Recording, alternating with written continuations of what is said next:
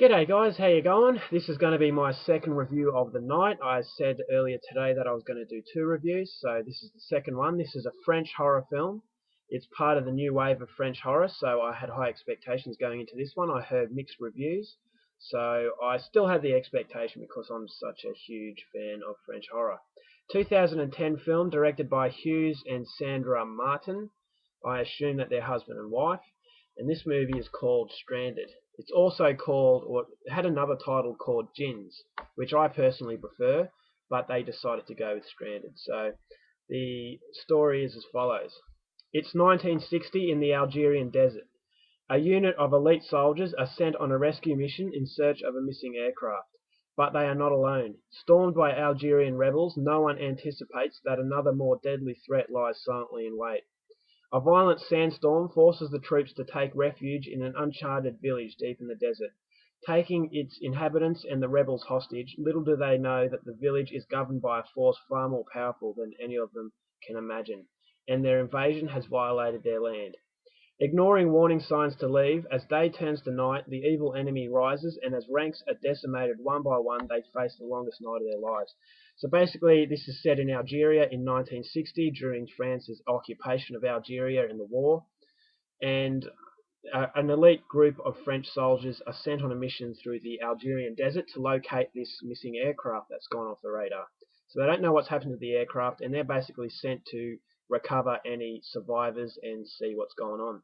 So I'm not quite sure how many of them. There's a dozen of them, and they embark on this mission, and things get complicated when they're ambushed by these Algerian rebels. So there's a gunfight, a few of the rebels and a few of the French soldiers are killed, so the numbers are diminished a little bit, and the battle continues, and there's actually some pretty good war scenes, shootouts, and it leads to the capture of these Algerian rebels.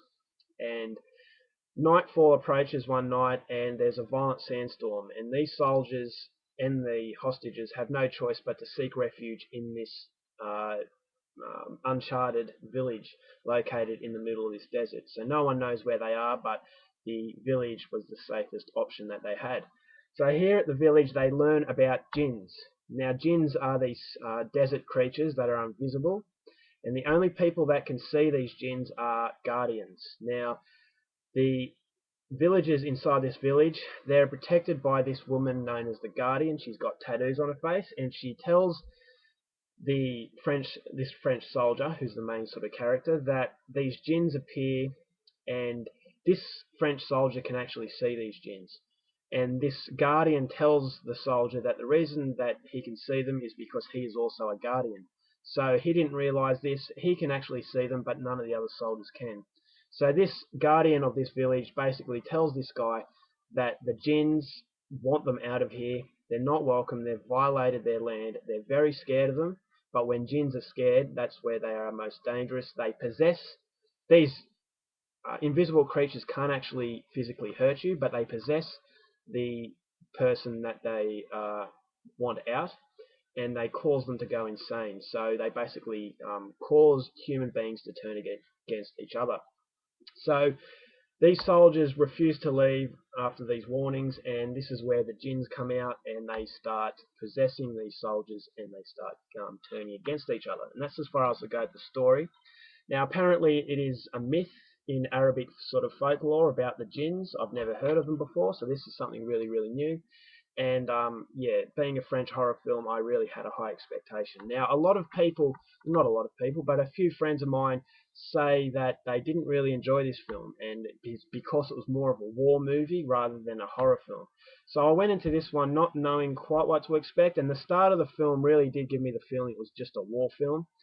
I don't think it was really accurate enough to be, a classic war film, but it is a war film, and there's actually some really good scenes of combat in this film. It's shot really, really well, so that's what I really liked about it, and that's why I kept watching it and kept having hope, because the overall story of Jinns was really interesting, and I knew that it had to turn at least a little bit horror sooner or later.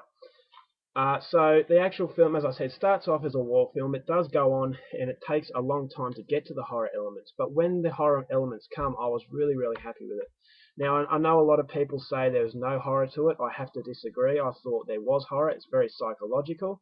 If you're after a French gore fest, you're definitely going to be disappointed, and that's how I think a lot of French horror fans have been disappointed with this one, because it isn't your typical sort of film like Inside, Martyrs, Switchblade Romance, Frontiers. It's a very different film.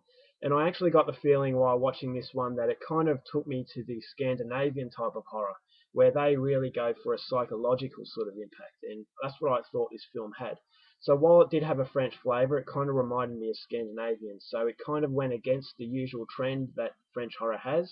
So that's why I can understand some of the bad press that this film has got. But as far as I'm concerned, I really liked it. I mean, there are some really good scenes. It's rated 15, which I was a little bit disappointed with. 15, it's not going to have too much gore, and there wasn't really any gore in the film, but there were some quite nasty scenes in this film, especially one involving a scorpion and a knife.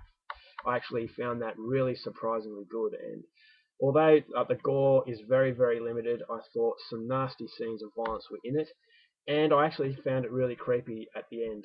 And it did take a long time to get there, but once it did get there, I thought the horror element of it was very psychological, and it was actually very, very good. Kind of reminded me of The Thing. I'm not comparing this to The Thing at all. The Thing is an absolute classic, but it's the kind of paranoia you don't know if they're turned or not. So that's why I compare this to The Thing in that sort of sense. Now, they're completely two different films, so don't think because you like The Thing you're going to like this one. I just made a comparison there, but definitely a film worth getting. I was happy with this one. This is definitely one of the better sort of very new French horror films. There are a few that I haven't enjoyed that much, but I actually can say that I really enjoyed this one, and I would highly recommend it. But just go in there with the thought and the knowledge that this isn't going to be like Inside or Martyrs. It's not the French insane sort of gore fest. I wouldn't. It's not an extreme film, although it does have some fairly extreme scenes. It is definitely it. Most of it is a war film. There is a little bit of horror in it, but you're going to have to wait just a little bit. So if you've got a short attention span, I'd probably stay away from it. But as far as the overall quality of it, I really enjoyed it, and I would recommend it. The acting was very good. The characters, now that's another negative I have. The characters were very sort of cardboard cutouts, except for one of them, who was a little bit crazy. The guy with the gun holding it to the back of that guy's head. He came across as a little bit crazy, and the bald guy, he was a little bit crazy as well. So two characters out of the whole lot, but the rest of them really weren't developed, and they didn't have attributes to separate them from each other. So they're really just fuzzy faces in the background just to make up the numbers, whereas only really two of them had different sort of personalities and really did create something unique. So the character development was my other criticism, and the other criticism being that it does take a little bit to get to the actual horror. But if you can look over that, and if you're a fan of French horror, I would definitely recommend you go out there and get it. Just don't expect something like a crazy film like Inside or Martyrs or Frontiers and Switchblade Romance, but definitely one that I enjoyed and I would recommend. Alright guys, that's my review of Stranded. I hope you liked it, and I'll see you later. Bye.